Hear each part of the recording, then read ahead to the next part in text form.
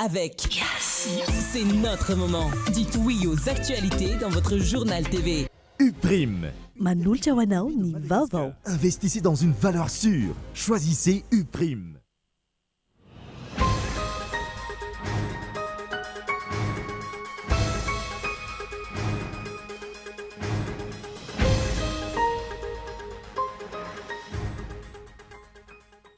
Tsara ao amin'ny asa sampitondra amin'izao fotoana izao.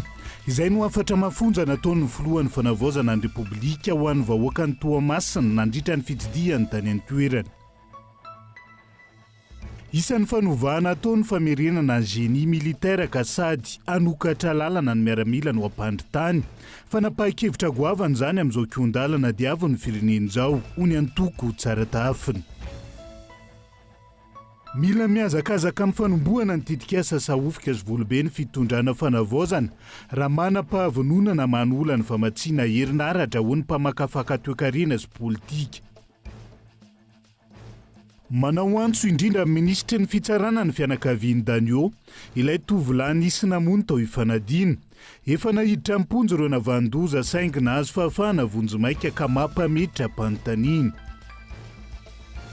Any Frantsa tsy nahomby ny fanonganana ny gouvernement tariny Sébastien Lecornu nateo aza ny fitsipaham-pitokisana miisa roa napetraka ireo antoko politika ny antsiprian'izay.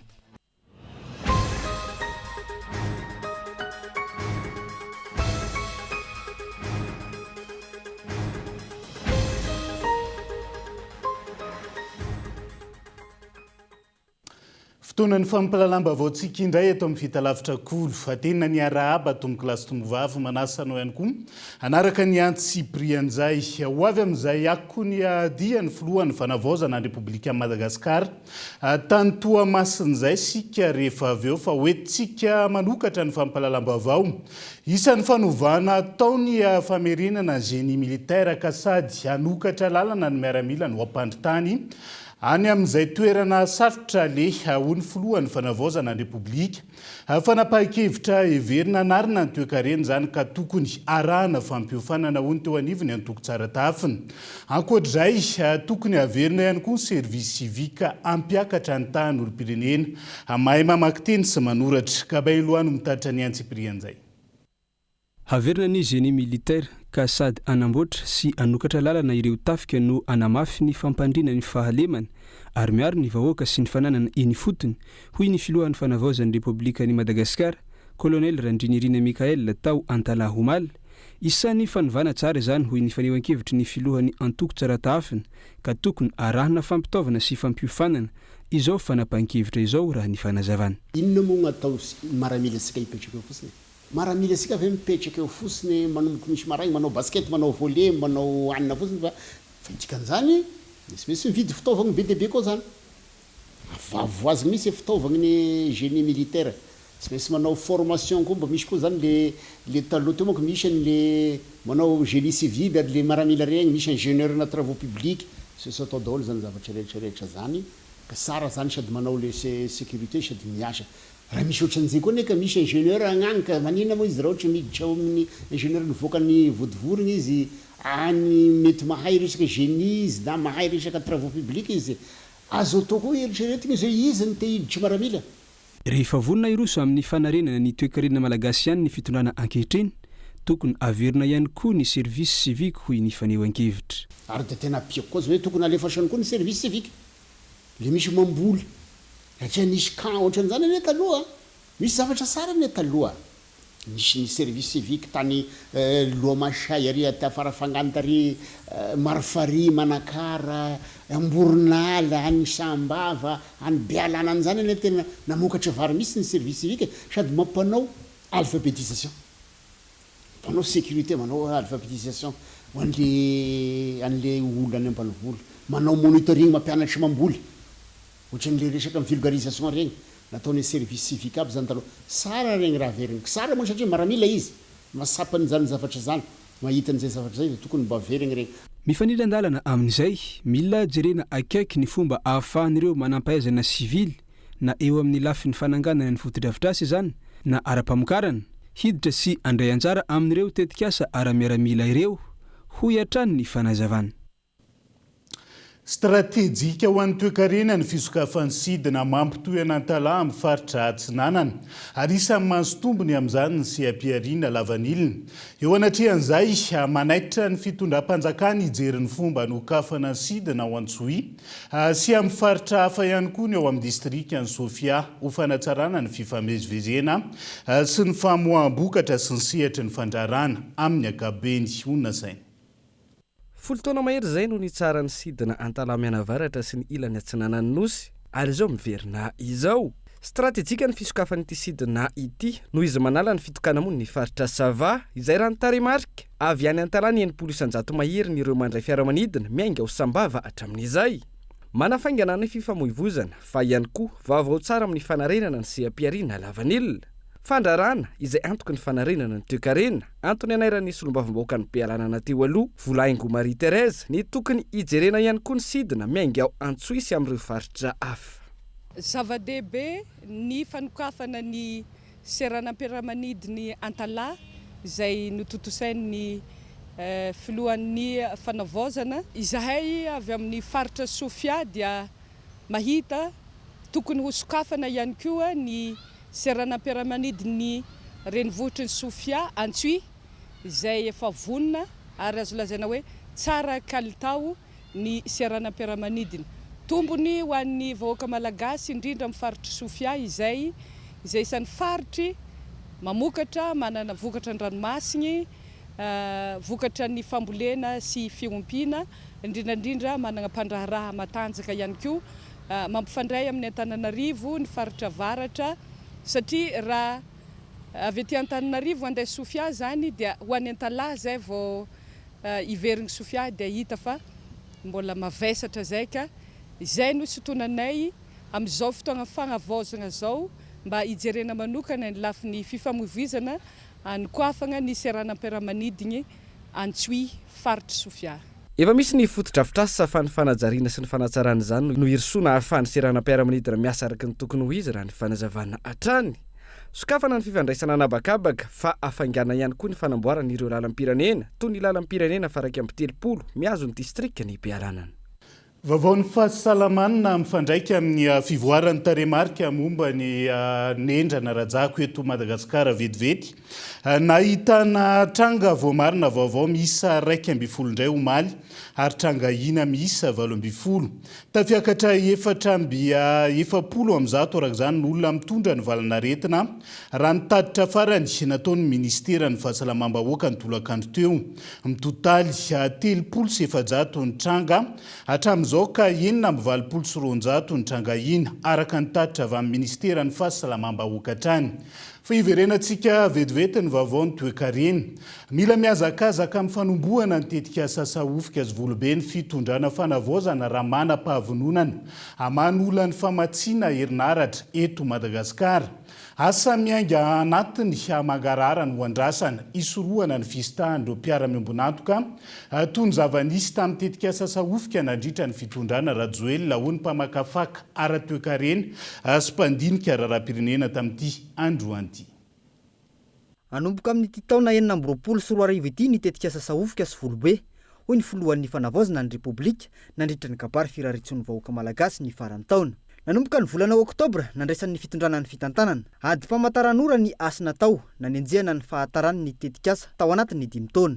Santionany ny famaranana ny dingana ara-panjakana sy ny fifanarahana ho an'ny tetikasa sahofika hatramin'ny farany taona 2024 araka ny fepo-taona nomeny ny parlemanta. Ankehitriny miandry ny fiaingan'ireo tetikasa izay zava-dehibe amin'ny famanany olan'ny herinaratra ireo ny rehetra hoy ny mpamakafaka toe-karena.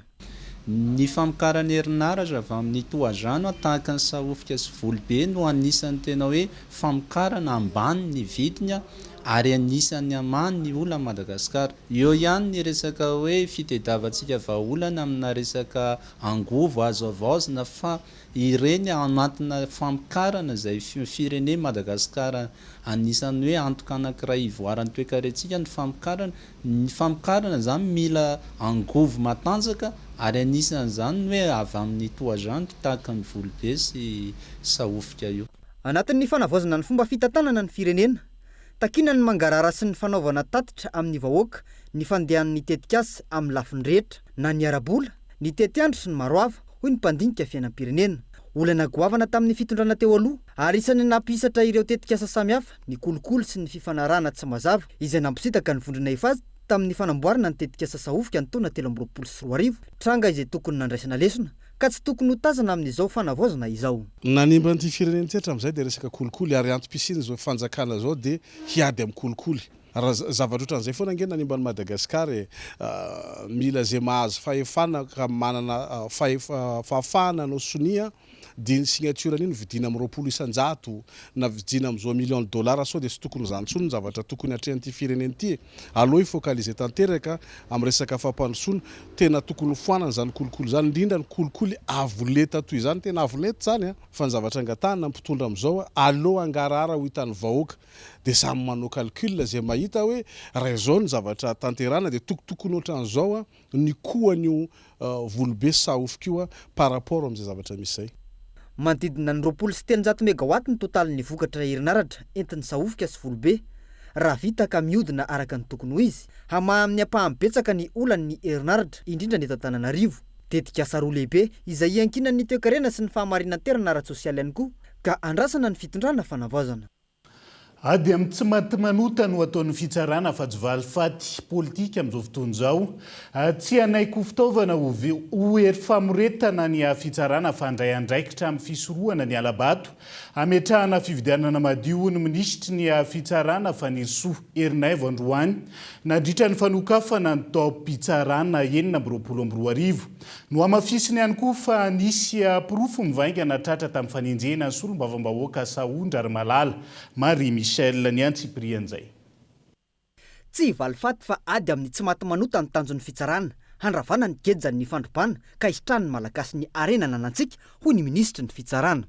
Tsy ekena intsony ny fampiasana ny fitsarana ho fitaovana hery famoretana na anaovana antsinjay fa fampiarana ny lalàna. Mahakasika ny raharaha solombavam-bahoaka Marie Michel na tratrarana pirofo mivaingana tamin'ny fikasana fanakorontanana ny firenena sy fanodikodoinam-bolam-panjakana tao amin'ny ministera ny fanabeazam-pirenena ny tenany hoy ny fanazavan'ny ministra. Ankoatra izay, mitony dingana ara-pitsarana amin'ireo famerenana ireo vola $10 miliara azo tamin'ny tsy ara-dalàna naparitaka any amin'ireo firenena any ivelany. Mbola hitatra ny fanadihadiana amin'ireo olona nahandro sakafo sy ny hôpitaly nandray tanana ny marary momba ny toy ny fanapozinana ratsakafo teny Ambohimalaza raha ny fanazavana trany. Nanambara ny ministra fa handray anjara amin'ny fametrahana fifidianana madio sy mangarahara ny fitsarana ka hoentitra ny mpitsara amin'ny fanaraha-maso hisorohana ny alabato. Ny ambaratonga rehetrarehetra anaovana izany fifidianana izany dia manana andraikitra goavana be ny fitsarana manomboka eo amin'ny fanamarinana ny liste électorale, ny fisian'ny mpitsara marobe any anatin'ireny CED ao anatin'ny CENI sy ny rehetrarehetra dia mitana andraikitra ngeza be ny fitsarana dia manomboka izao araka ny teneniko dia hipetraka ho arofanina ny fitsarana fa tsy piraitsy-kombakomba. Nosokafana tamin'ny fomba ofisialy androany ny taom-pitsarana 2022 fa alevatena ara-pitsarana tsy asiana fanavakavahana na fitanilana ny fampiaran-dalàna no kendrena amin'izao fanavaozana izao. Fitarainana maherin'ny 100 no noraisin'ny ministeran'ny fitsarana nandritra izay 2 volana mahery ny tantanan'ny ministra. Notokanana tamin'ity androany ity ihany koa ny braon'ny resistra momba ny varotra sy ny orinasa ary ny antoka ara-barotra teny amin'ny fitsarana ambaratonga voalohany Anosy. Toy ny laitranga mpiara-monina tany ifanadina. Manao antso amin'ny fitondram-panjakana indrindra ministra ny fitsarana ny fianakaviany Danio amin'izao fotoana izao. Izy ilay tovolahy nisy namono tao ifanadina ny 3 Jolay 2022. Efa nahiditra ponjo ireo nahavandoza saingy nahazo fahafahana vonjo maika tranga izay mampametra-panontaniana ireo fianakaviana amin'izao fotoana izao.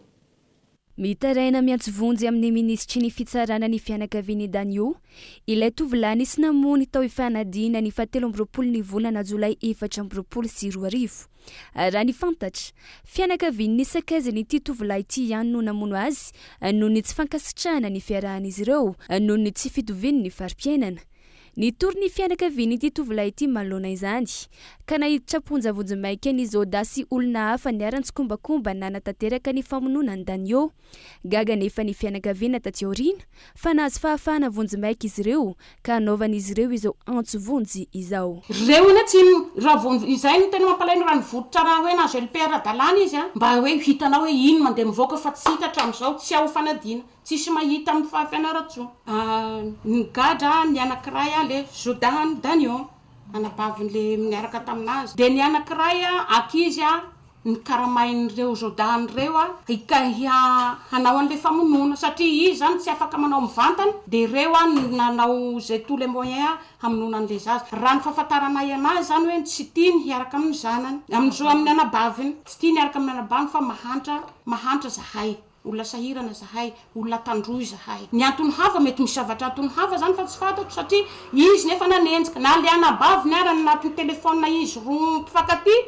Ny anabaviny mihitsy tena miteny hoe efa nisy tsy enao rero izy no nataony an'io fa efa nisy olona niaraka amina taloha izy efa nidarodarofany nataony ireo ka matahotra anao de ao izy roa zany mifanamafy mihitsy hoe ndao fa iaraitolona atsika na faratrako azo izy le zanako tsy mampaninana anazy zany. Tamin'ny fomba feno abibina no namonona ny Danio ho ny reniny. Sandokantsy miisa 3 no nahazo azy tao amin'ny lamosiny sy ny lohany ary ny sofiny. Ny fomba namonona zareo anazy ny voatsatokantsy zany tato ny kapoany zareo amin'ny hazo ny atao firifana de mety rehefa nidaboko izy zany de nitsatoany zareo antsy amizay ato amin'ny lamosiny de nahodiny zareo amizay le antsy. Zay tompoko ny fomba namonona zareo anazy. Tsatokantsy 3 de atao firifana de tato amin'ny lamosiny de amin'ny sofiny. Izy nefa efa amin'ny 7 ariva le faty amin'le 23 no misy mahita any amin'ny 4 km miala ny tanàna misy anay. Nefa raha ny fijerenan'le tany ny olona nahita tany tsy ohatrany hoe tsy teo mihitsy zany raha ohatra ka hoe ny teo no namonona anazy de tena tsy maintsy hoe feno raha tena hoe niparitaka fa novonoina tany tatia tanàna le zaza de natsipy ary mino fa le olona voatifitra reo zany ny karamaina hanatanteraka fotsiny hanao zay atony rana de hanatitra anarain'le faty ary. Ny mahagaga ny fianakaviana tsy hita miodiody eo fanadinana fianaran-tsoa ireo olona namono ny avany izay nahazo fahafahana vonjimaika ireo amin'izao fotoana izao izay mampametra-panontaniana azy ireo. Miorory ny fianakaviany Danio ankehitriny noho ny fandrahoana nataon'ny mpanambola mahazo azy ireo. Na ny aina zantahorana raha ny fanazavana trany. Manao antso avy amin'ny fitondram-panjakana indrindra ny ministry ny fitsarana izy ireo malona izany hijeraka ity raharaha ity. Ametraka ny totanisa mazava mikasika amin'ny findramona chapitre Samina na ny réseau pour l'immigration en Afrique australe eto Madagascar izay nampafantarina tamin'ny fomba ofisialy teny Akorondrano. Ireo mpifindramona izay voahitsaka matetika ny zony indrindra ho an'ireo mpandeha antsokosoko ka eto Andriatsilavo. Mitombo isa-taona ny olona mpifindramona na anatiny na ivelan'ny firenena misy azy ho an'ny faritra Afrika ka ny vehivavy no betsaka raha ny fanazavana voaray. Sarotra ny fampanajana sy ny fisitrana izy ireo ny zony indrindra ho an'ireo mpifindramona antsokosoko. Eo anatrehan'izany tsara ary tokony atao lara-pahamehana ny fanajana ny lalàna sy ny fanarahana ireo fepetra takina amin'ny fifindrana mialohan'ny andehanana. Rehefa andeha zany satria matetika ny olana zany mandeha nitsokosoko zany ny mpifindramona. Fa raha ohatra na zany manaraka voie légale ino moa zany atao hoe voie légale fantatra fanjakana aloha mpitondra fanjakana gasy fa andeha tokoa anao manana visa mazava tsara fantatra hoe misy contrat de travail sous États-Unis na raha amin'ny toerana misy ambassade de mandalo amin'ny ambassade misy présenté any fa tena tonga tokoa mba misy manara-maso zany ny situation anao ny fiainanao zany rehefa tonga any fa matetika zany le tena victime mandeha nitsokosoko tsy fantatra efa voa misy zavatra nahazo azy zany zay vao mitarena amizay zany hoe nisy nahazo de zay zany matetika olana fanarahana ny voie légale aloha ny tena laram-pahamehana zany amin'ny fanaovana ny migration. Ho fiarovana ny zon'olombelona mikasika ireo mpifindramona na anatiny na ivelany nampafantarina tamin'ny fomba ofisialy ny chapitre Samina na ny réseau pour l'immigration en Afrique australe eto Madagascar. Tanjona trany ny fampanajana ny zon'olombelona. Protection des droits humains zany hoe zany notamment zany des droits des migrants. Zany hoe zany miaro ny zony le mpivezivezy zany ny tanjona zany satria be dia be ny zo voahitsika zany anatin'ny fivezivezena hitantsika reo misy mandeha miasa Liban ndraindray misy victime zany sasany ary misy témoin azy zany rehefa avy eo zany le olona victime tamin'ny fandehanana tany ivelany misy avy ihany koa tonga eto zany victime koa dia miaro an'izay zo zay zany ny entreprise le samina donc zany zay zany isan'ny tombony idirana anatin'ilay samina zany. Mivondrona anatin'ny plateforme samina ireo mpisehatra rehetra toy ny firaisamonim-pirenena, solitenam-panjakana, université, mpitondra fivavahana, mpianatra sy ireo mpifindra-monina voakasika. Apetraka isaky ny firenena amin'izao fotoana io samina io, ka i Madagasikara ny firenena fahadimy nametrahana azy. Aorian'ity fampahafantarana ity araka izany, irosona ny fanadihadina ahafantarana ny isan'ireo mpifindra-monina eto amintsika, ny olana sedraina, ny fanampiana azo atolotra azy ireo sy ny maro hafa, ahafana mametraka paikady vaovao sy vahaolana maharitra amin'ny fampanajana ny zon'ireo mpifindra-monina ireo. Fataorian'ny tatitry ny filakevitra minisitra nivoaka ny 20 janoary lasa teo izay nanamafy ny tsy fanarahan-dalàna nataona orinasa vahiny iray amin'ny fananganana tohodrano ao Fangoala amin'ny renirano Menarandra anatin'ny commune Ambanivohitra Ambahita district Ambekily. Nanamafy ny anafainganana ny andravana ny tohodrano androany ny fikambanany fiarahamonim-pirenena misehatra amin'ny fitrandrahana renakibon-tany sy ny mponina avy any an-toerana. Andao rahantsika ny Antsipri fanampanazavana. Ny OSCE zany nandeha nanatona ny fahefana zay misahana ny tiraharaha ity. Natazava ny tompony andraikitra fa io fanomezan-dalany dia fanomezan-dalana amin'ny ankapobeny.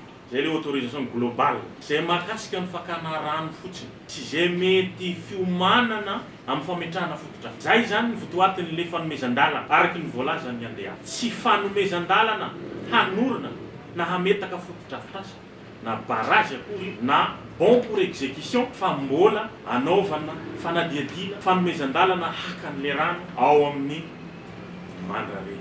Dia ny angatahana dia ny fanapahan-kevitra ao anatin'ny mangarahara fiarovana ny tombotsoan'ny vahoaka ny fotony. Zay zany anisan'ny zavatra angatahanay hoe raisy ny fanjakana ny fanapahan-kevitra mba tsy mirosy miemotra ho an'ny tombotsoan'ny vahoaka.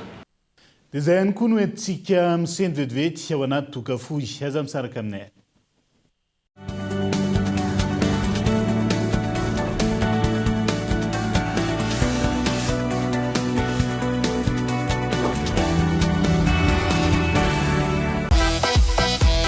Ny soldat d'été goavana be any Cosmos izay manomboka ny 20 janoary hatramin'ny 20 febroary fihenam-bidy hatramin'ny 50 isanjato amin'ny entana maro isan-karazany. Mividana entana amin'ny alalan'ny vente à crédit mirindra ary alohavitsy kelikely hatramin'ny 30 volana. Ny soldat d'été goavana be any Cosmos dia ahitana fihenam-bidy hatramin'ny 50 isanjato amin'ireo entana maro isan-karazany manomboka ny 20 janoary hatramin'ny 20 febroary. Tandremo fa voafetra dia voafetra ny entana.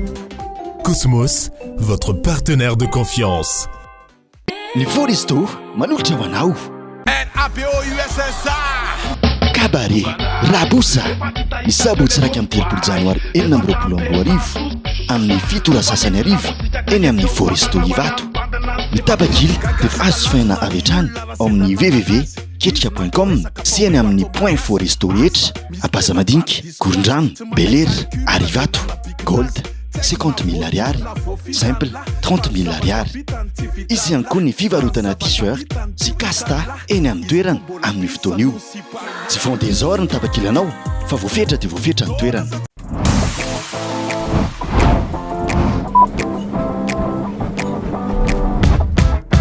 Atombohy ampilaminana ny andronao.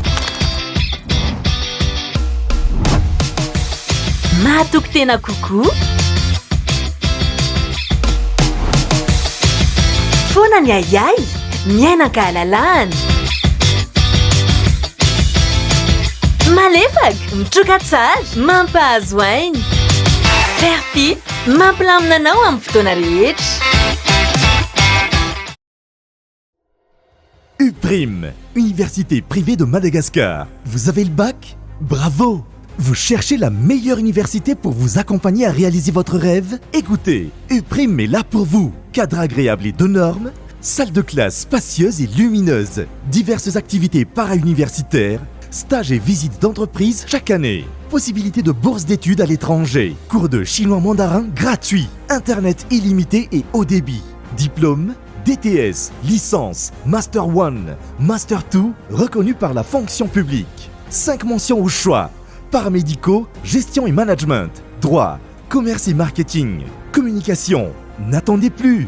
Inscrivez-vous à l'UPRIM Andavamambe. Contact 034 11 215 08. Investissez dans une valeur sûre. Choisissez UPRIM. Ataovy mamiratra kokoa ny fety. Araroto indray ary ny promo Noël e. Kalitao mandona be sady misy cadeau hatramin'ny 1 amin'ny telopolo janoary 2024 mividiana gamme ZTE A36, A76 4G sy A76 5G dia mahazo cadeau support téléphone na sac banane na écouteur sans fil miampy câble USB 3 en 1 miampy bonus 5 GB zao. Izany rehetra izany manomboka amin'ny 269 000 ariary monja araroto fa mandalo ny mora eny amin'ny Astor ny fotoana.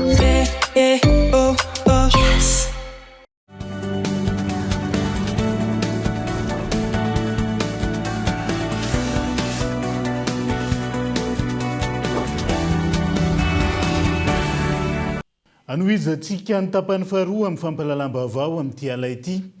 Tao anatin'ny fifandraisana am-pony Uniona ny filohan'ny fanavaozana ny Repoblika tamin'ny vahoaka ny Toamasina androany. Mahatsiaro ho afaka anaty kejy ireo mponina taorian'ny fandresen'ny tolona ny arahana. Laza ny filohan'ny fanavaozana fa tsara ao amin'ny asan'ny mpitondra fanjakana ankehitriny. Erinora Zafimanina Kolo Toamasina.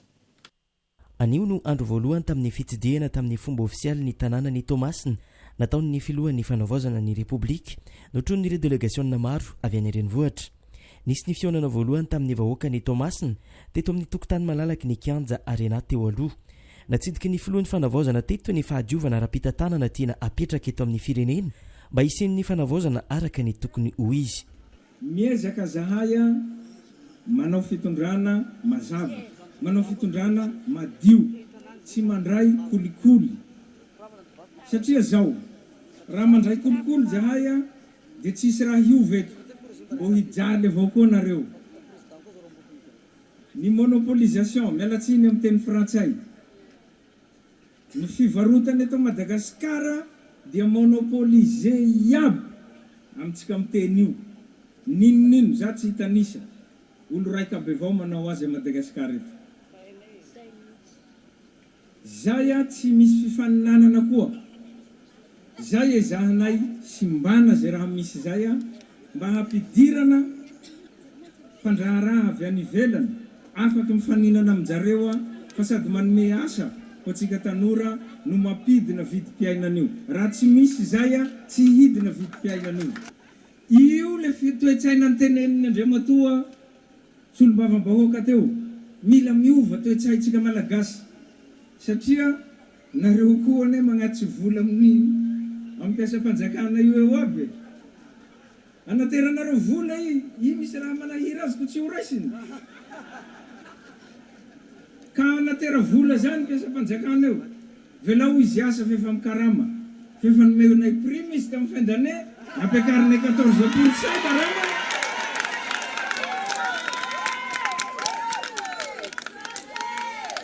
Miombon-kevitra amin'ny tokony erosony amin'ny fitsinjaram-pahefana tena izy ny filohan'ny fanavaozana.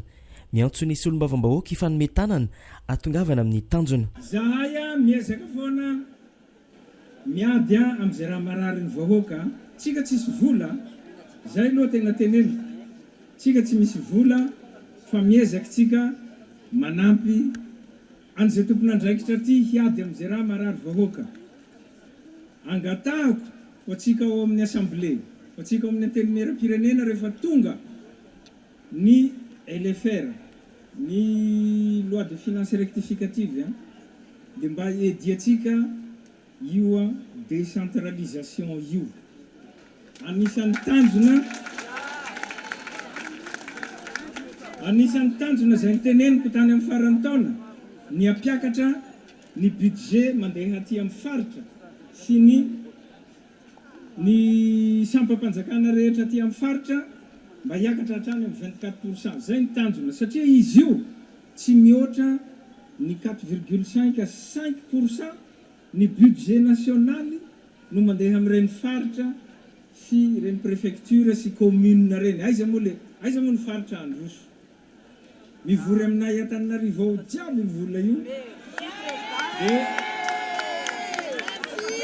hoe zana ny anaparitaka an'io manampy ahy nareo nareo solom-bavambahoaka mba ho avy amin'izay tanjona zay isika ny ambato vy vao tamin'ny maraina zahay niaraka amin'ny honorable eo niarany sakafo taminy ny resaka aminy tamin'ny maraindray ny taky niaraka zahay ny ristorina ho an'ny commune sy ny faritra zay miara-miasa amin'ny ambato vy io izaka lehibe no imasony ny fitondrany ny fanaovaozana dia ny fanalefahana ny vidim-piainana atoato hoe ny filoha dia ho tsapan'ny vahoaka ny vokatry ny ezaka izay efa natao miezaka foana zahay hoa miady amin'ny fiakarany vidim-piainana io amin'ny fomba rehetra mihitsy miezaka zay fa ho hitanareo atoato zahay tsy tanisan'izany eto fa ho hitanareo atoato hoe inona daholo ny zavatra tsy sahany teo aloha nefa sahanay ny manao azy amin'izao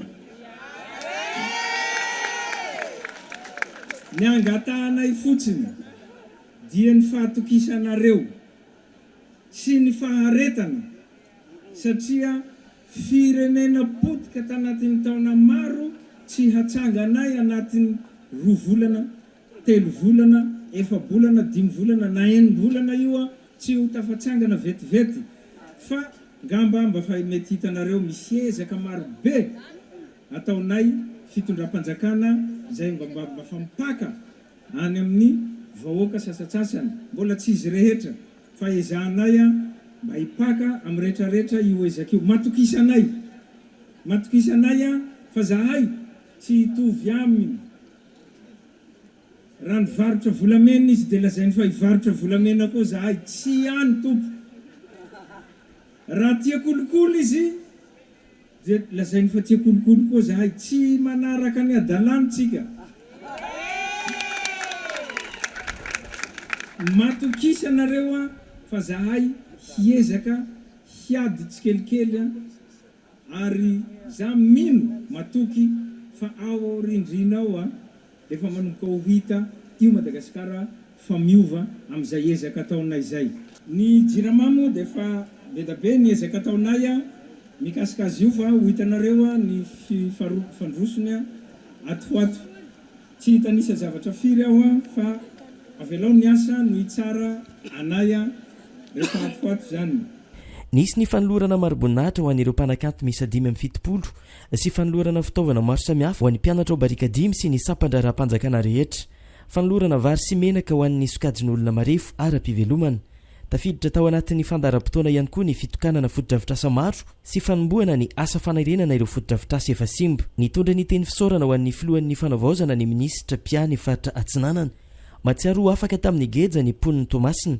rehefa nandresy ny tolona izay niarahana indrindra rehefa nanolo tena hitantana sy anavotra ny firenena ny filoha ankehitriny matsaro zay Tomasina fa afaka anatin'izay fangejana volagny zay nisy ny tolona teto zay namaivay niarahana tamin'ireo mpianatra ny KMT dia isorana nareo jiaby regny satria nasahy ny joro tagnivony ireny ataontsika hoe herim-pamoretana maro zay nianjady tamintsika regny ary ny fisorana moa efa nientiny ministre Gasikara teo anao zagnaharinay taminazy igny monsieur le président nagnavotro i Madagasikara nagnavotro vahoaka ny Toamasina fantatra fa agnaty lavaka i Madagasikara teo ary tsy mora hangalatsika agnatin'izay ny lavaka laliny dia laliny zay mila fagnamezan-tagna ary indrindra ampiantsika ny filohantsika fa ny fandraisana andraikitra atsika jiaby tsy araikiaraiky no afahantsika hiala agnatin'izay ny lavaky ny fahantragna zany ito io amin'ny rapitso ny fandaram-potoana eto Tomasina amin'izao dia ny filohan'ny fanavaozana ny Repoblika voalohany ety Atsinanana izao lafomba vao hafa vetivety azo karapanondro biometrika avokoa ireo rehetra feno 12 taona rehefa tafiditra anaty listra biometrika. Lafy tsara ny fidirana ao aminatiny biometrika amin'ny famantarana na fitadiavana olona iray. Amin'ny takezaka goavana zany ireo fokontany nanaovana fanadihadiana noho ny amaronim-poniny izay tsy mbola manana état civil na fanamariana ara-panjakana ny fisina olombelona iray eny anivon'ny fiarahamonina. Izay indray araka izany no entina amintsika ato anatin'ny zanam-pandarana hita sire amin'ity androany.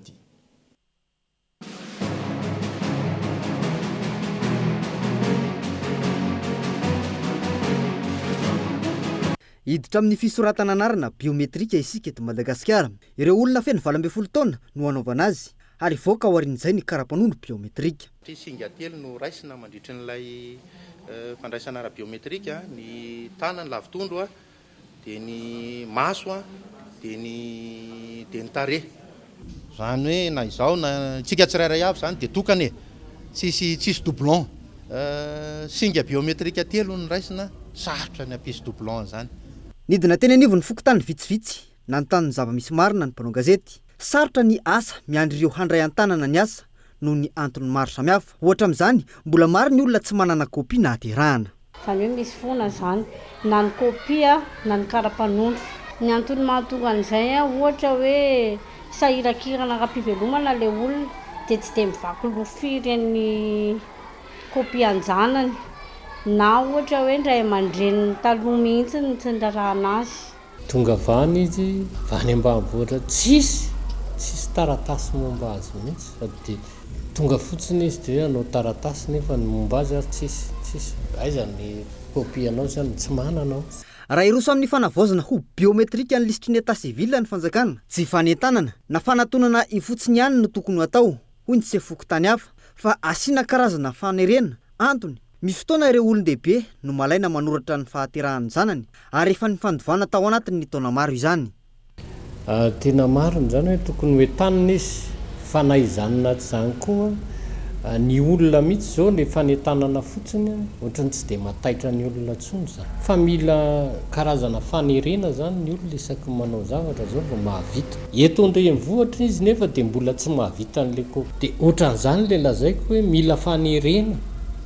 Zany ary efa karazana fanerena hoe 10 andro fa mbola tsy mampiraika azy ihany dia tsy maintsy misy karazana kely akoatra amin'ny fanentanana zany dia misy fanerena mihitsy isa-tokantrano mba ahafahana mametraka ny maharadalàna azy. Zay ny tokony. Tombony lehibe ho antsika ny fahavitan'ny fisoratana anarana biometrika. Manamora ny fikarohana ny olombelona tsirairay. Tsy mora ny asa satria isam-batan'olona no ampidirina tsirairay avy. Ny avantage aloha zany dia lasa fo kely ny fotoana lany dia vao marina koa ny doublon rehetra zany tonga dia hitanao rehefa misy doublon.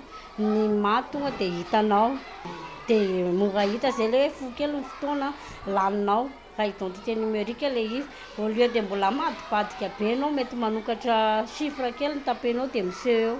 Avantage be ho an'ny tompona andraikitra eny anivon'ny tsirairay eny le hoe fanaovana azy biometria satria amin'izay fotoana izay zany tonga dia vao tonga fotsiny le olona dia fantatra momba azy manontolo. Tsy afaka tsy hoe aiza ny tsy fanontany tsontsika aiza ny momba anao aiza ny karapanondronao zany fa avy hatrany vao manonona ny anarana izy dia efa hitanao na hoe ny laharana karapanondro tononony dia hitanao zany. Very ny olona tsy manana état civil toy ny karapanondro hitakina mombamomba ao avokoa ny fidirana mianatra, ny fikarakarana tota-taratasy mahakasika azy ho ara-panjakana toy ny fananana, ny fandovana, ny fampivarotana amin'ny sehatra lehibe, ny findramam-bolany amin'ny banky, tsy afaka hita asa matotra sy ny sisa. Betsaka ny olona naterany satria na ny hitadiavany asa ary tsisy ninina azo atao. Rehefa misy tranga momba azy dia matetika olana be le izy. Dia tena ngeza be io tsy fananana identité io. Ny maha olona azy mihitsy zany sakatsakana amin'ilay izy. Vao sakatsakana satria tsy afaka mihetsika mihitsy izy, tsy afaka mpiasa trano izy mety voaray fa raha koatra mpiasa trano tsisy ninina azo atao aminy. Ny ministeran'ny atany sy ny fitsinjaram-pahefana miaraka amin'ireo departemanta tsy rafitra maro samihafa no anatanteraka ny fanavaozana ny fitantanana ny fiankohonana sy ny fahizina amin'ny fisoratana anarana biometrika ho an'ny olo-pirenena 12 taona no mihoatra. Raha le 20 taona mihoatra dia eo amin'ny 12 na 13 tapitrisa eo. Ny elanelany 12 sy 13 tapitrisa eo zany no malagasy mety ho voakasika io. Fa amin'ity dingana voalohany ity moa zany dingana voalohany ohatra ny farany amin'ny farany volana jiona ny tanjona napetraka zany dia hoe raha manomboka avril atsika jusqu'à hatramin'ny farany volana jiona dia eo amin'ny 2 tapitrisa. Amin'izao taona 2024 izao isika vao hiditra amin'izany raha toka efa lasa lavitra ireo firenenkafa amin'ny fifehezana ny mponina ao aminy. Antenaina fa hitondra soa an'ny firenena sy ny vahoaka malagasy izany. Antenaina ihany koa ny fiara-miasa amin'ny fahavononana avy amin'ny olom-pirenena tsirairay avy ka tsy ho sarotiny raha misy ny fangatahana ny mombamomba azy mandritra ny fisoratana biometrika atao. Mpanakanto miisa 5 amin'ny fidipolo avy any Toamasina raha iverenana no notolorana Maribonaitra ho fankasitrahana ny fandraisany anjara amin'ny fampiroboroboana ny kolotsaina sy ny zavakanto. Zava-dehibe ny fanomezana Maribonaitra fony sy abola velona toy izao ny mpanakanto natenainy fa tsy hoe rehefa maty vao omena izany Maribonaitra izany tahaka ny zavanisy teo aloha. Andao arahantsika ny fanamparazavana ny entiny tamin'ity androany ity. Tanany taona 2020 sa 2000 angamba izay dia nodimandry Jean Freddy. Dia rehefa nodimandry Jean Freddy teto Toamasina dia tokony alevina tany Felirivo dia niantso ny Zokoberos zay hoe i Jean Freddy ne ka araka ny tenin'ny vadiny dia mbola tsisy médaille. Dia nikoropaka moa ny tany Antananarivo izay sorako foana ny tompona andraikitra tamin'izany sy mpanakanto Rosy fa nikarakara fa ny zavatra misy dia zao taraiky zany fahatongavan'ilay médaille dia voatery niandry ariva mihitsy vao natao ny fandevenana izay tsy dia tena hoe fomba antsika malagasy loatra. Efa tany amin'ny 5 sasany ariva vao afaka natao ny fandevenana. Entiko ilazana hoe zava-dehibe aminay mpanakanto ny mahazo mari-pakasitrana dia mbola velona fa rehefa maty ianao vao tolorana azy efa tsy mahita tsony ilay afaliana izay ianao mbola velona iny ka dia misaotra antsika rehetrarehetra, misaotra ny mpankafy fa ny fitiavanareo ny mozikanay no nafatara ny fitondram-panjakana hoe misy an'izany mpanakanto nantenena zany anoany mendrika mena zao médaille zao. Manao ny fomba rehetra ivoanan'ny fonja ao Maurice Imam Ravatomanga amin'izao fotoana izao. Vehivavy iray mpivarotra mandehandeha hita faty ary potika ny lohany atao amboripotsy Anjozorobe. Sany teo nandro vaovao nisongadina atao amin'ny page Facebook ny vaovao ny Kolo TV tamin'ity androany ity. Ireto indray ireo vaovao nisongadina tao amin'ny pejin'ny vaovao ny Kolo TV androany. Nametraka fangatana eo anivon'ny fitsarana tampony ao Maurice momba ny andinihana indray ny fanapahan-kevitry ny fitsarana BRC na Belle Women de Court tamin'ny Desambra 2024 lasa teo i Imam Ravatomanga. Didiny tarika tamin'ny fampidirana azy amponja izay nambaran'ity mpandraraha ity fa tsy aradrarany sy tsy voahevitra.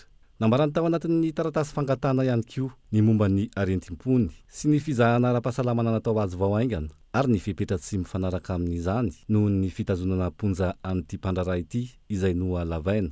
Mbola entiny eo anatrehan'ny chef juge namongo ilay golibolina ny raharaha amin'ny 24 febroary 2024 avy zao. Vehivavy iray mpivarotra mandehandeha mpitety tanàna no hita faty androany tany amin'ny lalana mankany Betsifasika, Amboripotsy, kaominina Ambogamarina, distrikana Anjozorobe. Tsy nody toy ny fanaony avy mivarotra ity ramatoa ity omaly atoandro ka nanao ny fikarohana ny fokon'olona saingy ny nofo mangatsiaka ny sisa no hita. Marina fa efa manao ny fanadihadiana ny antoerana ny mpitandro ny filaminana. Nahitana trangana Mpox voalohany tao La Réunion omaly alakamisy 12 janoary 2024. Voalaza fa pon'ny La Réunion nandalo teto Madagasikara no nitondra aretina rehefa niverina tany antoerana. Natokamonina avy atrano moa izy raha ny fanazavan'ny sampandraraha-paritra momba ny fahasalamana na ny ARS any antoerana ary manaraka fitsaboana. Mike Van Akoui, teratany néerlandais no tale général mpisolo toerana ao amin'ny orinasa Varamada izay nitondra ny anarana base toliara teo aloha. Filoha lefitra ambony misahana ny raharaha ivelany eran'izao tontolo zao eo anivon'ny Energy Fuel, orinasa amerikanina izy. Nilaza ty farany fa ho tanterahany izay rehetra azo atao mba haneken'ny fiarahamonina eo antoerana ny tetikasa Varamada. Vaovao ny fanatanjahantena ho tanterahana ny voaloha hatramin'ny 3 Mey 2024. Ny andiany fa 7 ambin'ny folo ny ultra trail des hauts plateaux na ny top Mandidina ny 3 arivo ireo mpiazakazaka andrasana andray anjara amin'ity hetsika ara-panatanjahanteny ity hono mpikarakara. Isy fanovana sy fanalavana ny lalan'izay fanamby vaovao an'ireo atleta zadrara. Isy ihany koa ireo lalana vaovao lava sarotra kokoa hanamarika ity andiany amin'ity taona 2020 ity. Andohara antsika ny fanampanazavana mikasika izay. Maromaro ny ataontsika hoe ny nouveauté amin'ity. Voalohany ny Ovivy Ultra Trail dia lasa 520 km. Tadidinareo 520 km izy tamin'ny herintaona. Mainga eo Marozevo ndray dia tonga Ambatobe 145 km zany ny Ultra Trail. Fa ro manarak'izay misy le corsaire extrême zany 60 km taloha niakatra 105 km. Miampy zany lavalava kokoa mainga avy eo Pasipotsy dia tonga hatrany Ambatobe. Manarak'izany misy ny T-bike. Hitanao hoe azakazaka, ahoana moa tsy azakazaka moa zany fa mandeha bisikileta dia boucle izy io avy eo Ambatobe dia miverina Ambatobe any 7 km. Ny Tirail le mainga any Ambomiadana, Orange Tirail Ambomiadana tonga Ambatobe lasa 7 km. Dia farany Joelette ho an'ny olona sebana zany dia misy le Handi Trail Joelette ho an'ny ankizy. Taloha zany izy io dia itsika ho an'ny olon-dehibe ihany fa misy fotoana ity zany sady misy ho an'ny ankizy no misy ho an'ny olon-dehibe. Maresaka iraisam-pirenena vetivety any Frantsa. Tsy naomby ny fanonganana ny gouvernement tatarien Sébastien Lecornu nateo aza ny fitsipaham-pitokisana miisa roa. Napetraka ny antoko Rassemblement National sy ny La France Insoumise noho ny fampiasan'ny Prime Ministre. Ny andininy fa 7 tsipika 3 amin'ny lalam-pandrenana andanina ny teti-bola ny vola miditra n'andreo 7 amin'ny lalàna momba ny teti-bola 2022. Tsy nahatratra ny fetrisa takina amin'ny fanonganana ny vato narotsaka ireo solombavambaoka tany an-toerana. Izany hoe tsy nahatratra vato 7 izay takina amin'ny fanonganana. Averina nampiasa ny andininy fa 7 tsy teboka 3 ao amin'ny lalam-pandrenana indray araka izany ny Prime Ministre Frantsay tamin'ny fandanina amin'ny ampahany ny teti-bola 2022. Dia izay ihany koa no entina manakatona ny fampahalalam-baovao any androany ankasitrany ianao. Nanarak'izay hatramin'ny farany azadina aorian'izao fampahalalam-baovao izao ny fandaharana Ankitsipo. Iretsahan'ireo lohahevitra mahafampana sy mahaberesaka eto amin'ny firenena amin'izao fotoana izao izay nanasana vahiny miisa roa. Dia tsy iza fandrema-toa saitra zafa mahova mpamakafaka raharam-pirenena sy ny solombavambaoka amin'ny Madagasikara teo aloha Masi Golamali fandaharan'izay anasananao avy hatrany aorian'izao fampahalalam-baovao izao. Mandrapitafo manaraka indray ary tombo kilasy tombo vavelo matoboka.